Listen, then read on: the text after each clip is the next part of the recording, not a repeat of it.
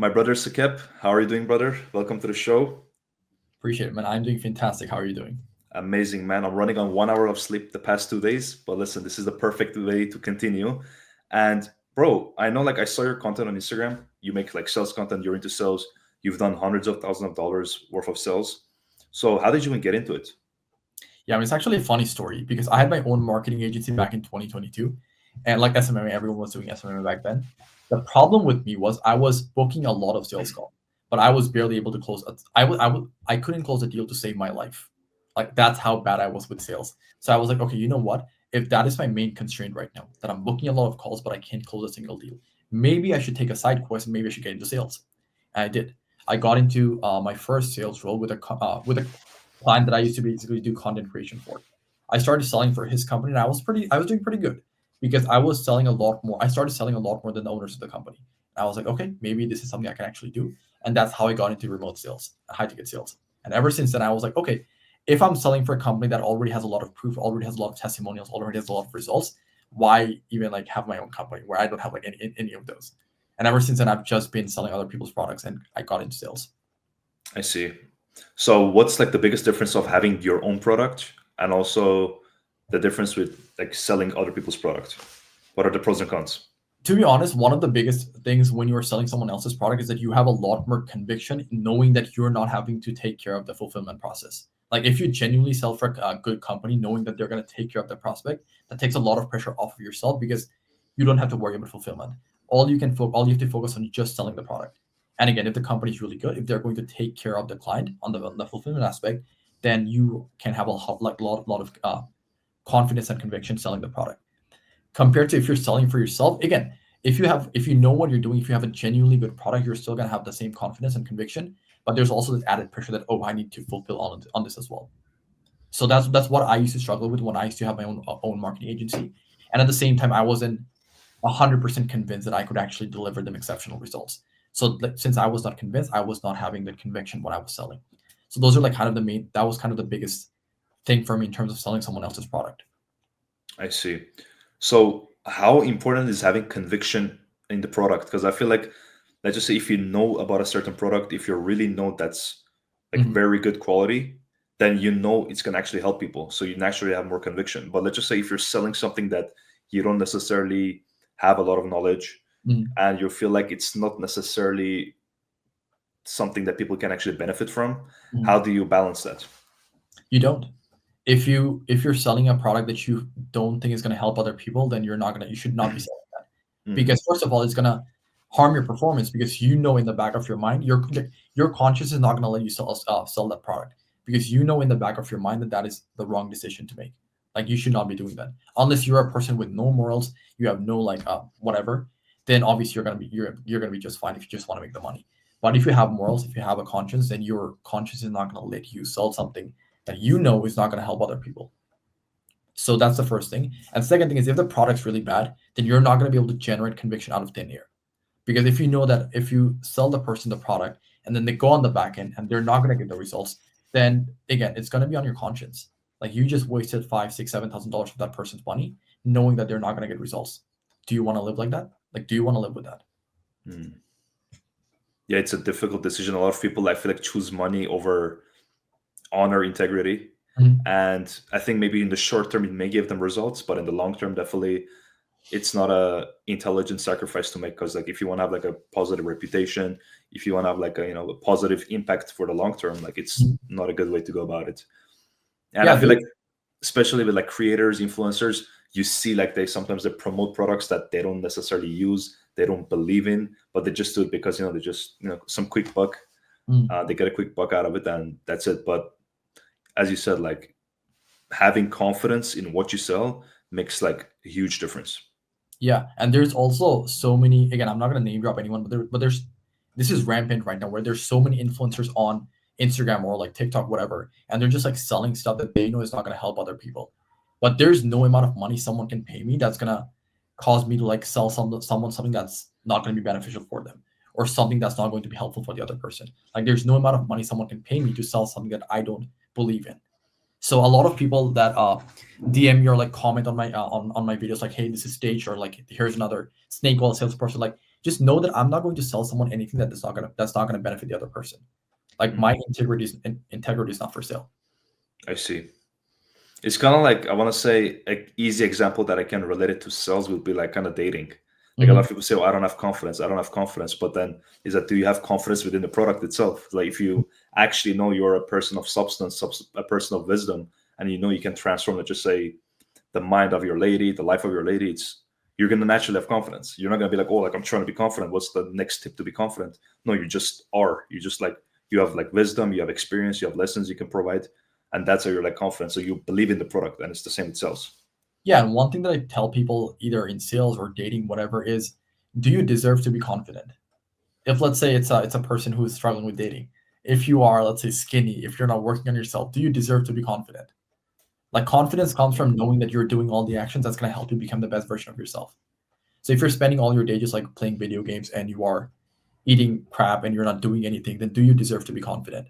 If you're selling a product that you know is bad, that you know is not gonna help someone else, do you deserve to have the confidence and the conviction selling that product? No. Mhm. So like how are you gonna generate that out of thin air? True, true. So why did you even get into sales? I know you said like you wanted to get better at skill of sales Mhm. because of your marketing agency, but outside of that, what were the other reasons that you felt like sales is like the next move? To be honest, it's also like more of the thing where I was seeing everyone talking about how sales relates to everything in life. Like if you want to, again, like you mentioned, if you want to be good with dating and like girls and stuff like that, you need to be good at sales. You need to be able to sell yourself as a person.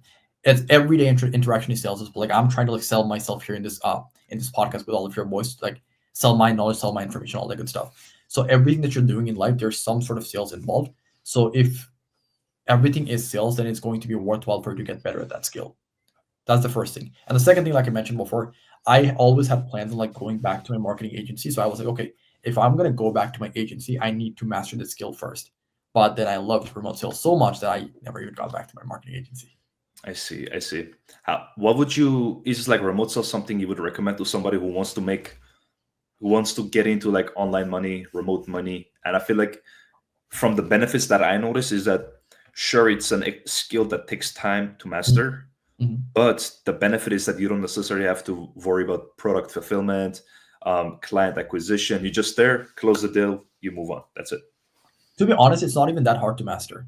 Mm, Like if you genuinely just sit down and spend, let's say, 1 hour every single day, by like day 20, by like your 20th hour, you're going to know more about doing sales than like most like 90% of the population.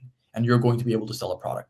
And if someone wants to get into the online space and start making money, instead of starting a business like most gurus recommend, I would recommend most people to get into sales first because even if you're starting a business, you're going to have to sell your product or your service. So if you are struggling with that, then there's no point in having a business because you're not going to be able to have clients or customers if you can't even sell. So it will be worthwhile to get into sales first, know that skill, and then once you already know what you're doing in terms of sales, you're going to be able to sell your own product or service as well, which is what I struggle with. So if you want to start a business first, that's fine. Like it's your life, you can do whatever you want, but you're going to be struggling with the same problem that I did. I see. What are like some of the main difficulties that you feel like people struggle getting into sales? There's obviously rejection. Most people hate rejection. That is fine. Not everyone's going to buy from you. So when you go into the call knowing that not everyone's going to buy from you, that takes a lot of pressure from your shoulders. That's the first thing. The second thing is like the obvious thing. If they don't have conviction in the product they're selling, then they're going to struggle with selling that. And which is why a lot of people who start their first online business, they struggle with sales because they're not exactly 100% sure whether what they have can even help the other person. Because Absolutely. if someone tells me to sell, let's say, I don't know if you know Charlie Morgan, but his program Easy Grow was like one of the best programs out there for me because that completely helped me like change my agency as well because I was booking a lot of calls with his teachings. If someone told me to sell Easy Grow, I would have a field day selling that because I genuinely believed in that product. But if someone told me to sell, I don't know, OnlyFans marketing, I would be like, yeah, no, I'm not doing that. First of all, I'm not going to do that. But second of all, even if I do, I'm not going to be able to sell it because I don't believe in it. Makes sense.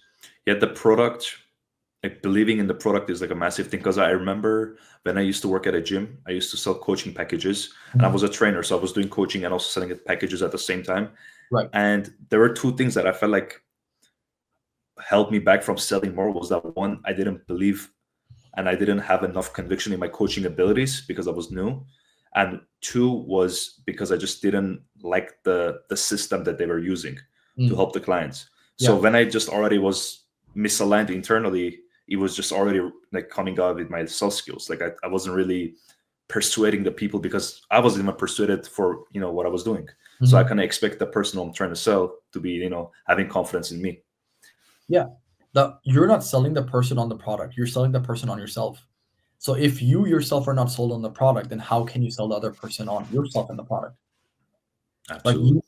you know for a fact right now that if a person is overweight, then if he wants to lose weight, he needs to go to the gym, he needs to hit the weights, he needs to run on treadmill, whatever, and he needs to like do a deficit. You know that like by heart now. So you are going to have a lot of conviction selling weight loss to that person because you know doing all of these things is going to work. Like you have 100% conviction and confidence in like in what you're doing here. But if you didn't know, if you didn't have the pathway to help him lose weight, that's when you would not have a lot of confidence or conviction. Absolutely. Absolutely. I feel like with sales, the benefit, if you master, is that outside of business, it really helps you in all aspects of your life. Mhm. So, what are some benefits that you feel like you noticed after really honing your skill at sales? Your fear of rejection just completely dies. Like it just dies. Like if you want to go and approach that girl, there's no like you have no problem doing that. If you want to go and ask for a raise, there's no problem doing that. If you are at a restaurant and you, let's say, I don't know, want the chef to bring you his special recipe, you have no problem doing that because you know that rejections are part of life. There's a certain number of people that are going to reject you, and that's fine. If you're asking strangers for money and they're rejecting you, that's fine. But then every once in a while, they also say yes, and you make the sale. And that's exactly what happens in real life as well. When you are getting rejected, that's fine. But every once in a while, you're also going to get lucky, or not lucky. You're going to basically close the deal. So Mm, that's the first thing. Rejection just like your fear of rejection just completely dies. Second thing is you understand a lot more. Like you're a lot more aware in terms of social situations. Like you know why like the other person saying no. Like let's say you want to go out with your friend, but the friend's like, "Oh no, I don't really want to go out today because I'm tired." You know exactly what you need to say in order to get your friend to go. You know why they're saying they're tired. Maybe they're saying that because I don't know, they want to stay in and talk to their girl or they want to stay in and play video games, whatever. And then you know how to like overcome that. Obviously that's kind of manipulative, but again, like everything in the world is manipulation. When when a girl goes into the office wearing red lipstick, that's manipulation.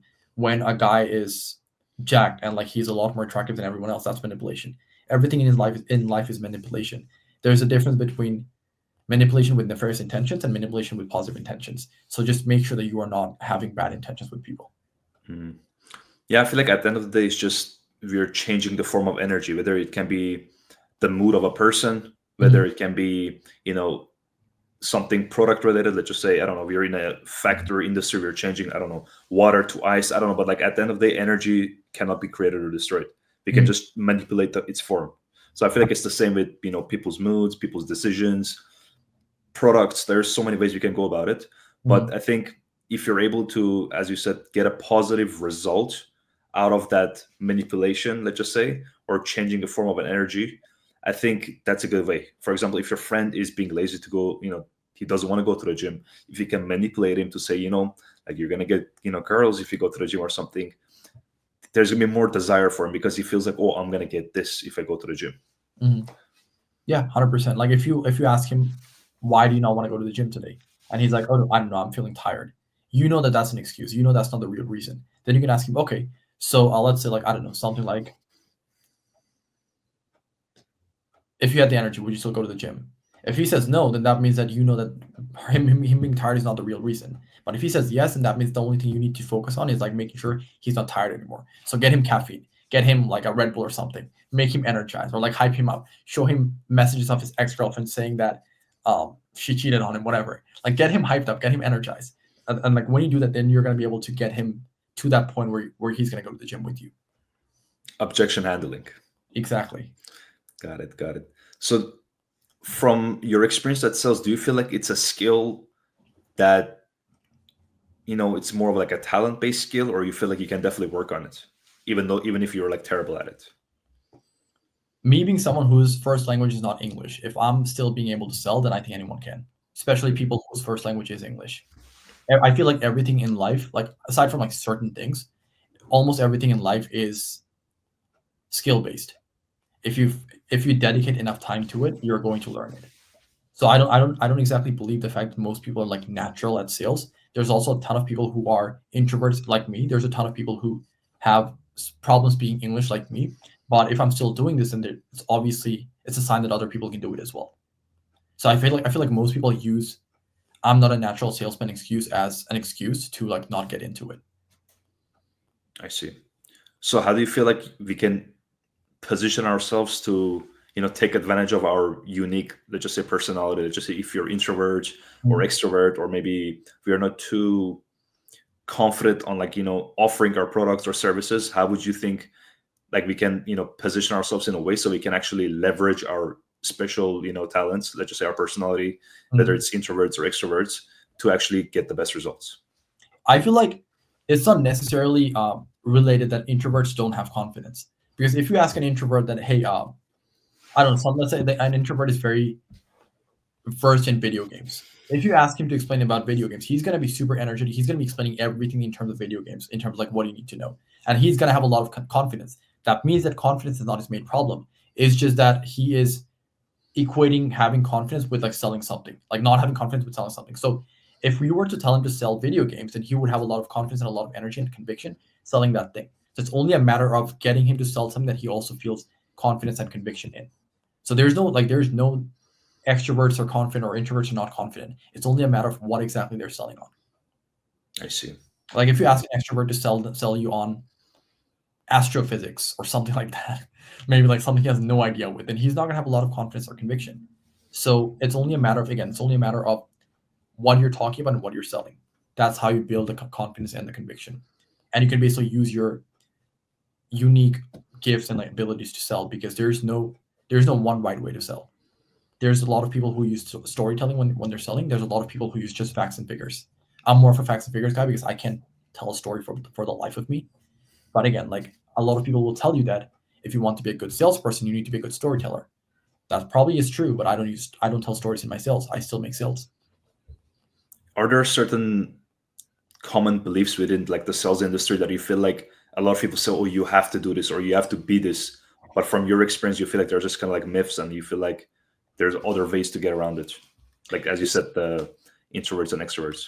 Yeah, it's just like certain words and phrases that a lot of gurus teach that hey, when you're first hopping on the call, you can't really ask them about the weather, and you have to just be like a certain type, like masculine alpha type of guy. Like I don't believe that. If you are being someone else on the sales call, then you're gonna have a hard time selling because again, you're pretending to be someone else. Just be your natural self. Obviously, have that authority figure when you're talking to the other person, knowing that you have the solution to what they're looking for, but also just be laid back, be chill, just like talk to the other, have a conversation. Don't be selling, actually have a conversation. Make the other person like you, know you, and trust you. Because if the other person doesn't know, like, or trust you, they're not going to buy from you. So I see a lot of people that they preach that when you hop on a sales call, you should be like, "Hey, how's it going? Can you hear me?"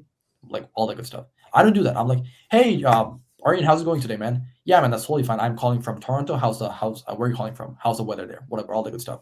And then I'm like, "Okay, so if everything makes sense, we should just jump into it. Sounds good? Sounds good." And then I just jump into it. There's no one right way to sell. There's no one wrong way. Oh, okay, there maybe is one wrong way where you're just like unlikable as a person. If you are unlikable, then you're not going to be able to sell. But again, there's like no one correct way in order for you to sell. Hmm. Jordan Belfort has his straight line persuasion. Other people have like other sales methods, whatever. All of them work. It's just a matter of like which approach works for you. No, that's 100% true. That's basically applies to a lot of aspects of life. Like I don't think it's black and white with everything. There are like certain things that you can always do in different ways, whether it can be social life, business, Mhm. fitness. Some people like weightlifting, some people like calisthenics, some people like martial arts. There are like so many different things, but you got to find something that works for you, Mm. because if you can't stick to it, if you don't like it, if you don't feel it's to an extent natural to you and your based on your skills and your talents, I feel like it's going to be very hard to stick to it. Yeah, there's more than one way to the top of the mountain. Mm. From your experience, because I remember whenever I used to like try to close whenever I was a coach, I was always struggling to like put my offer out there in front of the person to like for them to make a decision. It was Mm. like always very hard for me. So how did you get around that? You have to believe in your product. The only the only reason why most people, and I used to struggle with this as well, the only reason most people feel like or feel shy in terms of putting their offer out there is because they feel like what they have to offer is not something that's going to help the other person. Again, if someone is if someone was poisoned and you bad example, but if someone was poisoned and you have the antidote, would you be like, oh, but this antidote is going to do this for you? This like, you're not going to do that. You're going to like, bro, this is going to save your life. Just drink it. You're going to because you know that's the solution to what they're looking for. So if you have an offer that you know is going to genuinely help the other person, you are going to have no problem selling that to other person because you know for a fact that's going to help the other person in terms of what they're looking for. But if you know your offer is not going to help the other person, that's when you're going to start being shy. That's when you're going to start being like, oh, should I really sell this or should I not? It's like the example that I gave you. If the other person has been poisoned and you have the antidote, you're just going to be like, hey, just drink this. This is going to help you out. This is going to make sure you don't die. But if you like, let's say, have like, I don't know, water in your hand, and that's not going to really help the other person. You're like, oh, should I just give him water? Should I not? What if this just increases the effect of the poison? Whatever. Mm. No, that's true. I feel like at the end of the day, it just comes to conviction in what you're selling. And whenever you have confidence, conviction, that just flows through you, and then the person who's receiving that information from you, they can sense it. Like Mhm. there's only so much you can fake. You can be like just sitting like, as you said, the alpha position, or like trying to pretend you're somebody, or your thing. But if you don't really believe in your product, like they can sense it. At the end of the day, like whenever let's just say the guy's like, oh, how does this product help me in this aspect? Then you're like, yeah, it may maybe help you in this way. There we go. Boom, you lost it. You Yeah. didn't have the conviction. Mhm. So I feel like whenever you know your product and you have conviction, then it flows. Yeah. When you are going to the doctor and you have, let's say, a very rare condition or like a rare illness that you think is a rare illness, but then you go to the doctor and then the doctor's like, yeah, I've seen this before. This is why it happened. This is what you should do. You would feel a lot more calm and confident in the doctor's ability to help you out because you know that the other person, the doctor, has seen this before and he has a solution. But if you go to the doctor and the doctor's like, I'm not really sure how we're going to solve this, that's when you're like, oh shit, I'm going to die. Yeah, that's it can be frustrating if you don't have confidence and conviction. Mhm. But that's what I'm saying. A lot of people, they need to go through those experiences to find out, okay, do I even believe in this product? For example, you are doing sales for another company. You're not necessarily selling your product. But I feel like a lot of people trying to sell their own product, but number one, they don't have conviction in themselves as a salesperson because they haven't experienced it, one, and two, they don't even know what they're selling, and they don't even have confidence if it's going to get results. Yeah. So when you combine all these things, it's like obvious you're not going to get results. Mhm. It's just common sense. Yeah. So from your experience, like for how long have you been doing sales? 5, 6 years now. 5 or 6 years. Yeah. So in this 5 to 6 years, what are like the top three biggest mistakes that you feel like a lot of people make in sales? Number one, I would say, like, hands down, following a script. I know this is like very unconventional like advice, but I genuinely believe that if you're following a script, you're going to come across a lot more robotic. What I do is I just have fundamentals. Like these are the things that I want to cover in the call, and then I just use my own words. But if I'm following a script word by word, then first of all, I'm going to come across as robotic. And second of all, the other person is going to be able to know that I'm just reading out a script. And I'm not genuinely there to help them solve their problem. I'm there to only make a sale. And if the other person realizes you're only there to make a sale and not solve their problem, you're never going to make a sale. Because human beings are excellent at sniffing out intentions. Because our survival used to depend on the fact that we know what the other person's thinking.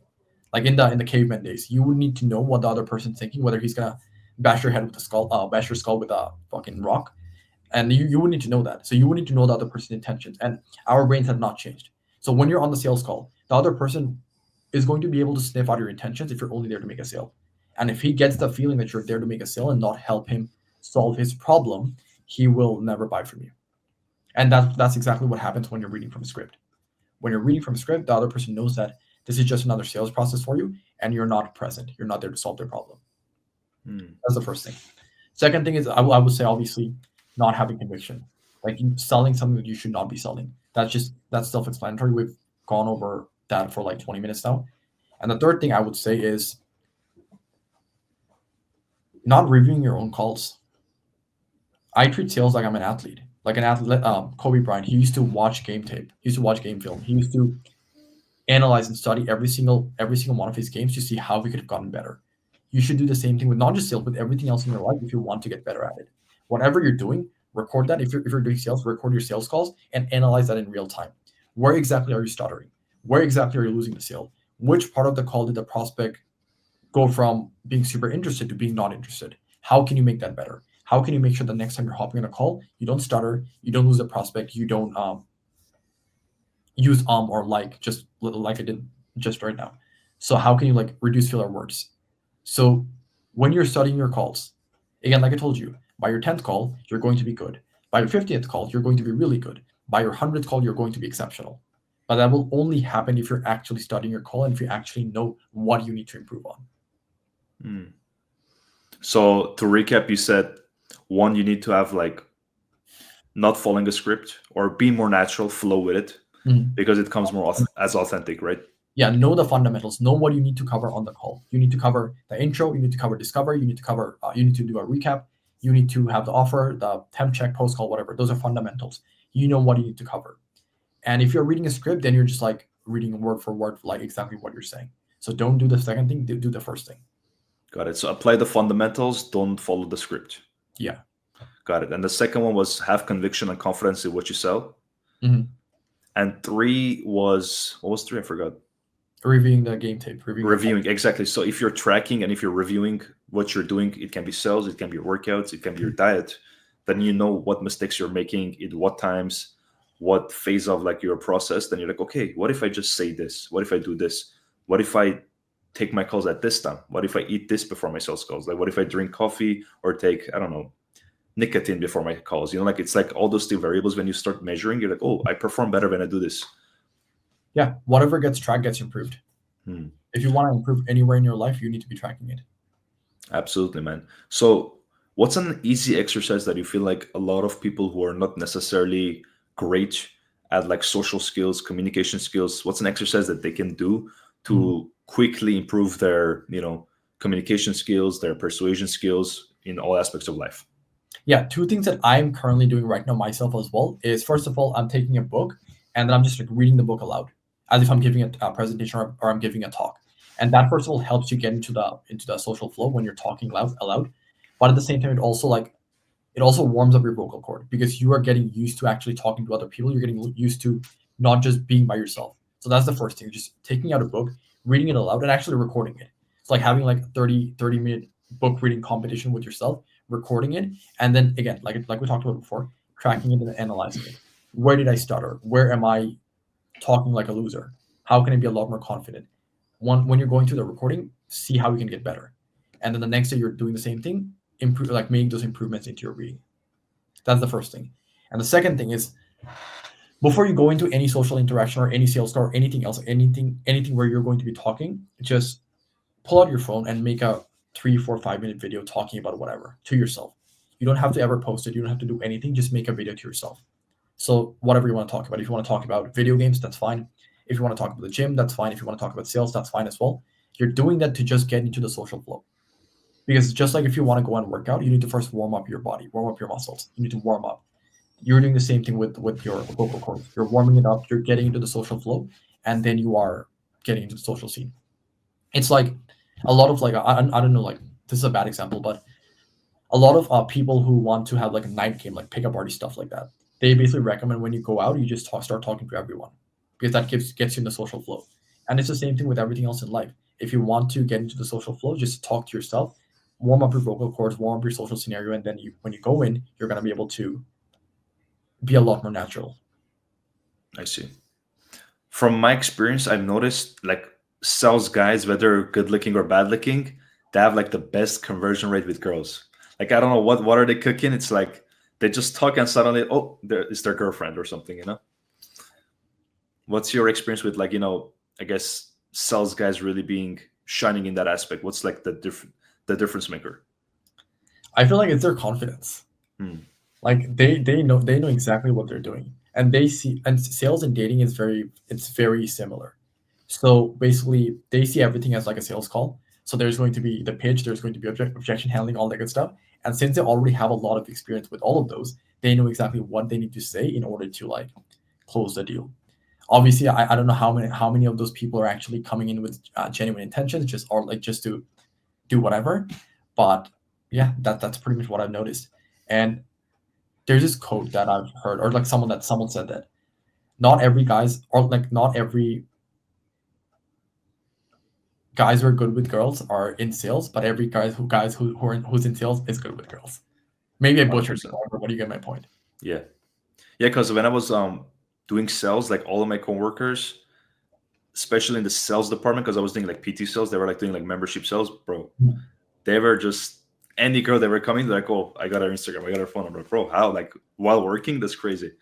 And like they just were smooth with it, you know. But I feel like you don't necessarily have to be good looking, but I say if you have that conversational skills that you can transfer a certain emotion to the person, if they like you, if you can, you know, provide a certain value, whether it's an emotional value, you can make them feel good, or it can be informational, you can teach them something. Mm. That's a powerful ability to have. That's a superpower. Yeah, Just by speaking, you can make things happen. 100%. And the thing about that is you're speaking all your life. So if you're speaking all your life, if you can master that one skill, the thing that you're going to be doing all your life, then there's not going to be any door that's not going to open to you. Hmm. I feel like with speaking skills and just communication skills, let's just say you're selling something. I feel like if you really shine at the skill of persuasion, the skill of communication, you can kind of get away without necessarily having conviction in the product. It's not a what was it called, the ethical thing to do necessarily, but if you have like the skill of just communicating and conveying the benefit of the product to the person, then you can kind of get the sell. But again, it's not ethical because if you don't believe in it, what's the point?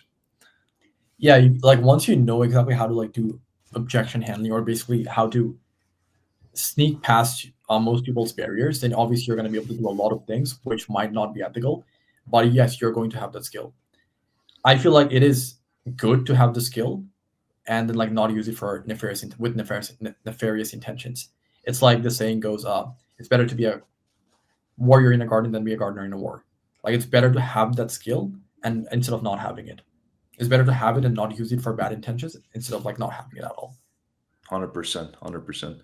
Yeah, it's sales is definitely something that it's usable in a lot of aspects, even with content, even with your family members. You go to grocery stores, it's always handy because you can negotiate a better deal, you can negotiate a better situation, just a lot of things that you can bring it to your favor because you Mhm. know that one skill, because you know how to convey your message properly. And I feel like nowadays, because of social media, we kind of lack in that department, the skill of communication, because it's very easy just to text. Let me see how can I get good at texting girls, or how can I cold DM people for business, right? Sure, it can work, but at the end of the day, if you really want to make a huge difference in your life, you have to meet people. So you're gonna like text them in front of themselves. They're like, well, let me just text you quickly, or you're just gonna speak in front of them. So when you understand, like, okay, this is a skill that if no matter what, I'm like 5 years old or 95 years old, this skill is going to be always there. Mhm. It's something that I have to use if I want to actually be out there. So the easy way would be just say, you know what, I'm not good at speaking, or I'm introverted, or I just, I'm not a good speaker. I'm speaking different languages. I'm an immigrant, all these excuses. Or you can say, you know what, if I'm going to use this skill, might as well get good at it. Mhm. Yeah. If you're going to be talking for the rest of your life, you might as well get good at it.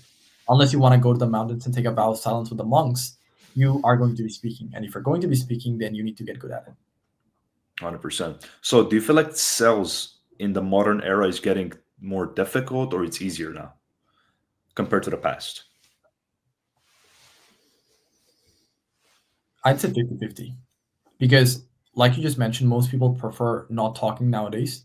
So there's a like fewer salespeople, but the ones that are actually salespeople, like genuine salespeople, they're also really good. So the quantity is less, but the quality is a lot higher. So the people that you're going to be competing with, they are much better salespeople. Like they're a lot higher quality salespeople than the people you used to see like 20 or 30 years ago. Because selling before used to all the be all about just selling a product. But nowadays people are taking more of a conversational approach to sales, or like a helpful approach to sales, where they're genuinely out there to help the other person. And the other person can feel that. And when the other person knows that everyone else out there is there to help them, then again it doesn't really make you stand out if you're also doing the same thing. Like if I was doing sales like 20 years ago, if I took a helpful approach, then that would help me separate myself from everyone else because everyone else would just trying to make a sale. But now everyone else is doing it. It's like how else would you be able to separate yourself? And that's when product comes in. I see the conviction in the product, and the product benefits itself, right? Yeah. Mhm. So I feel like with the technological advancements, do you feel like it has affected the sales industry? Do you feel like AI will ever replace the sales industry or the salespeople? Yeah. The reason I say that, the reason I'm so confident that AI will never replace salespeople is because I've hopped on so many calls where the other person's like, "Are you AI or are you a robot?"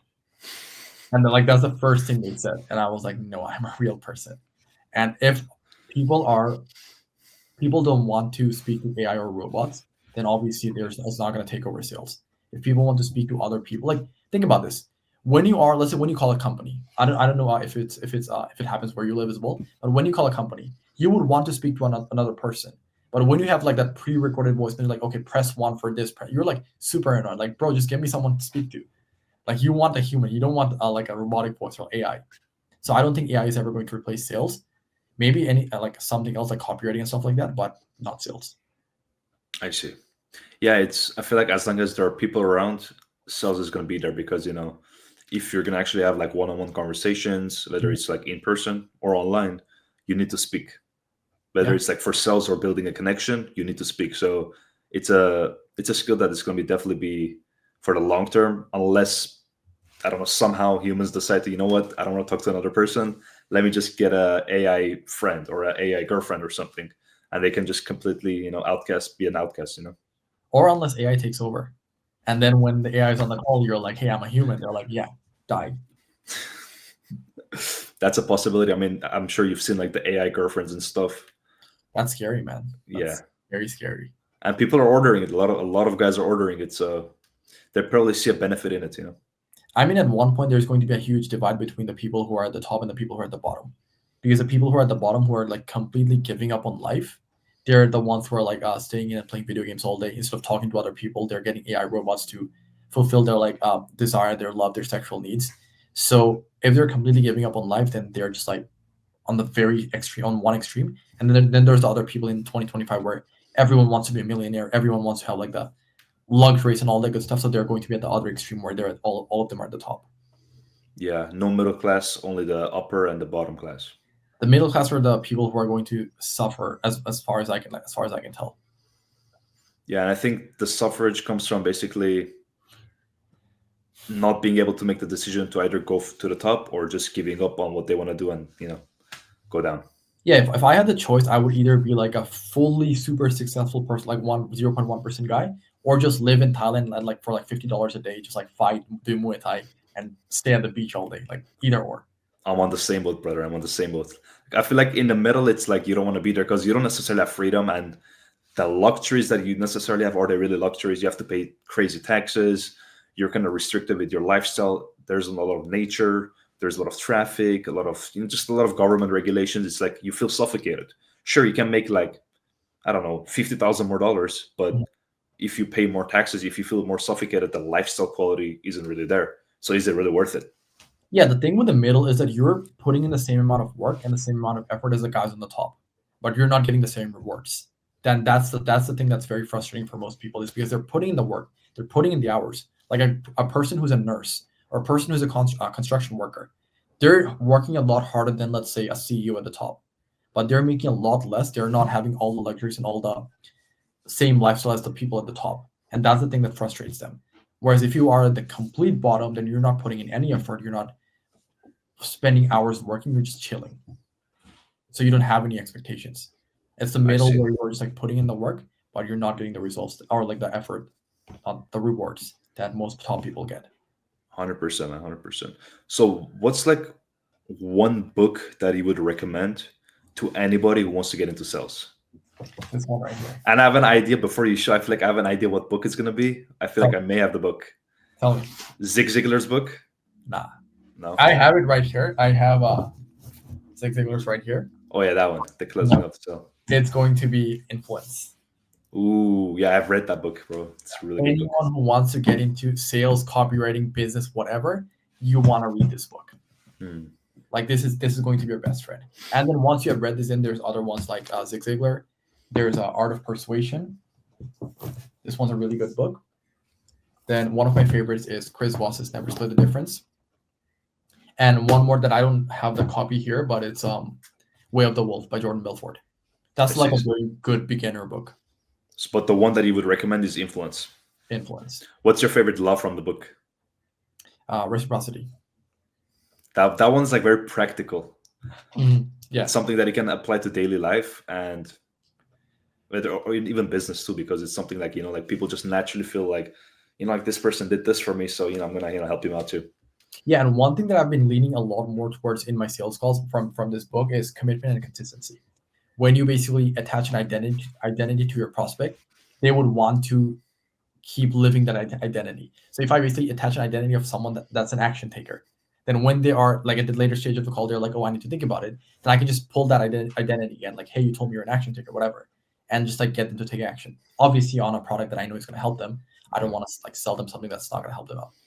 I see. For example, because you seem like a person that's very ambitious, wants to always improve and go to the next level. You don't take no as an answer. You always feel like there are higher levels to achieve, like, and they're like, yeah, like, I always want to go to the next level. And then you kind of position your product as, the middle bridge for the, their higher level goals, Yeah. And I feel like they just, when you attach that to their identity, they're like, hey, I'm going to take action. Yeah. It's like, you told me you want to make 20K per month, right? Yes. So the person who wants to make 20K per month, does he usually think a lot before he makes a decision, or does he take action as soon as possible? Oh, they take action as soon as possible. Okay. So if you were that person right now, what would you do? Take action or just like wait around? Take action. Okay. So should we take action? They're like, yes, let's get started. I see. What's like, I noticed in some of your videos, you have like, sometimes you have this approach that you just pause. Like you just say something and you pause and just, you're fine with the silence. What's the purpose of that? There is no purpose, to be honest. Yeah. Genuine reason, the reason I'm even pausing is because I'm trying to catch my breath. Because one thing, I don't know if you watch this call recording like again, you're gonna see that a lot of the time during the call I was doing this. Because I'm still at the point of speaking where I still lose my breath very fast. So I'm just trying to catch my breath. I'm trying to regain my thoughts, and then I'm trying to like say something else. It's not a strategic move. It's not nothing like that. It's for myself. Like, bro, let me just catch my breath. I see. Because I feel like I've seen some videos that people like, like you just say it and like the other person kind of feels forced to make a decision because of the silence. And I've been on sales calls that I wanted to buy a product, and then the salesperson just like said something and paused, and it was just up to me. I'm like, I'm thinking, I'm like, yeah, I'm doing this math. Like, can I afford this? Blah blah blah. And I feel like it puts you on like the spot to like actually make a decision. Do you want to make this decision? Oh, at one point in the call, that's when like I think it's common knowledge for all salespeople that like after dropping the price, you want to just pin drop silence. You want to stop and let the other person speak. I think that's the only time that I would genuinely like using a strategic move actually stop. But other than that, during other times of the call when I actually do take a pause, it's for myself. I see. Makes sense. So what's like to wrap things up? What's like one advice you would give to someone who's getting into sales, who wants to improve their persuasion skills, whether it's in business or just real life? What's like one advice you would give? Be okay, or be willing to look stupid. When you're getting into sales or anything else in life, the only indicator that you're going to be successful is how much you're willing to look stupid. If you're not willing to be seen as a beginner, if you're not willing to look stupid, then you're going to give up very soon, because you want other people to see you as cool, as someone who has a lot of aura, like the cool kids say, or like stuff like that. If that's you, then you're not going to be willing to do all the things that's going to make you look like a beginner. And if you're not willing to be a beginner, then you're never going to be a master. Like every master wants a beginner. So like with my sales calls, with my videos as well, the videos that I took that I filmed at the beginning, like the ones like 2 or 3 months ago, they sucked. The very first sales call I took, it was. I'm going to tell you a story. The very first sales conversation that I had was with my friend, and it was an in-person sales. It was we had to like go to this restaurant or the office of this restaurant, and we were supposed to tell them digital marketing. My friend had like wanted me to do the entire presentation because I was the salesperson. He was the more of the back end guy. I was like, okay, done. I practiced my entire approach the entire night. The next day, I go into the office. I'm about to start, and I'm like, okay, so what we're gonna talk about is. So yeah, my friend is gonna basically tell you everything we're gonna talk about. I just shifted responsibility over to him because I had no idea what to say. That was my first sales conversation, but I did not let that stop me. I kept going. I sucked. I embarrassed myself in front of all of those like people, and it was like a entire boardroom. Like it was Damn. like in-person sales. I embarrassed myself in front of every single one of those people. I could have said, okay, that's embarrassing. I don't want to do this. I don't want to be seen as the beginner. I can just like do something else that I'm good at. No, I stuck with it. I kept doing it. I was willing to look stupid in front of other people until I got to this point where I am somewhat good right now. Me being humble. That's a great story. I feel like that's a great way to kind of make the viewers understand that it is okay to suck at whatever you're doing. It is okay to fail at like initial stages, but it just comes down to, do you actually want it? Do you actually want to make that change? If you are, listen, this is step zero. You can start your journey and you can improve. Everybody can. Mhm. But if you feel like, oh, you're just blessed with bad genetics, or it's just not your talent, or this excuse, that excuse, then it's not for you. Nothing is going to be for you, because if you have that mindset, no matter what avenue you want to go, there's going to be the same excuses. So it's better to find something that you actually like, and embrace the journey, embrace the difficulties and the failures, and then cherish the victory at the end, just like you did, because Yeah, you felt pretty. You said like a huge failure in front of the first, how many people? Like 10 people, like 6 or 7 people. Yeah, 6 or 7 people, and it was like your first call, correct? yeah. It was like people in like suits and stuff, like That's like, complete corporate stuff. a lot of people would have given up at that time. They're like, you know what, it's not for me. This is too much pressure. I'm done. But props to you for continuing, and you made a lot of progress, and a lot of people are now learning from you because of the experiences and the lessons you went through. Yeah. Again, if you are willing to be seen as a beginner, then at one point, if you just like stick with the process, at one point, other people are gonna take advice from you and learn from you as well. Because Absolutely, every man. single person you are looking up to right now, all of them started as a beginner. Hmm. Where can people find you? Because I know, like, you, in this one video, it was just one video, and I feel like you gave a lot of great insight and wisdom, whether about sales, communication, and persuasion skills, and just business in general. So where can people find you and your content? Instagram and YouTube. So Instagram is going to be sakib.09. That's SAKIB.09. And YouTube is going to be Sakib Hog Official. So SAKIB HUQ Official. OFFICIAL. I hope I spelled that right. Perfect. I know a lot of people are gonna like follow you very soon, because you give a lot of great information, and it's been like 1 or 2 months that you've been consistently posting, and I can already see the momentum coming, and it's only a matter of time that you're gonna be like a proper like authority in the space. So I know you can do this. Appreciate it, man. I just want to help people out. Love that, man. Love that. I appreciate you for coming on. I learned a lot personally. I know that the viewers did, and appreciate it, man. Appreciate you bringing me on the show, man. Of Appreciate that. course.